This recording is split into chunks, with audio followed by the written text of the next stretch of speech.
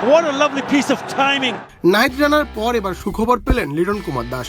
সাকিব আল হাসান ও মুস্তাফিজরা Pakistan super লিগের draft থেকে প্রথম দফায় দল না পেলেও দল পেয়েছেন তরুণ গতি তারকা নাহিদ ও ব্যাটার লিটন।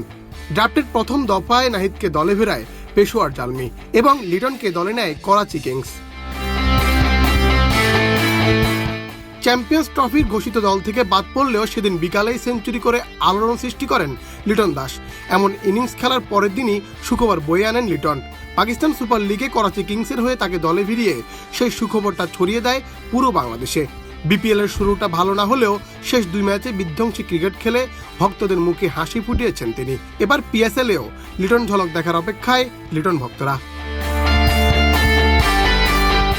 জাতীয় দলে আসার আগ থেকেই নিজের গতি নিয়ে বেশ সাড়া ফেলেছেন তরুণ সেনসেশন নাহিদ রানা। জাতীয় দল থেকে বিপিএল নিজের গতি দিয়ে কুপঘাত করেছে দেশি বিদেশি ক্রিকেটারদের। পাকিস্তানের তারকা বোলার শাহিন শাহ আফ্রিদিও তার সুনামে পঞ্চমুখ। সেই নাহিদ এখন শাহিনদের পিএসএল মাতাবেন পেশোয়ার জালমির হয়ে। তাই তো বিপিএল এর পর পিএসএলেও দেখা যাবে শাহিন নাহিদকে।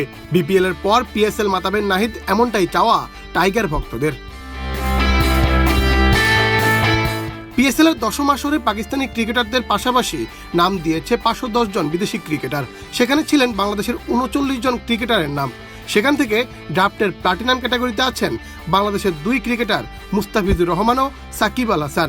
এই দুজনই প্রথম ডাকে অবিকৃত থেকেছেন। তাদের প্রতি আগ্রহ দেখায়নি কোনো ফ্র্যাঞ্চাইজি।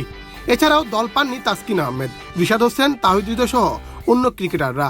ড্রাফটের প্রথম দফায় দল পান কেবল নাহিদ রানা ও ব্যাটার লিটন।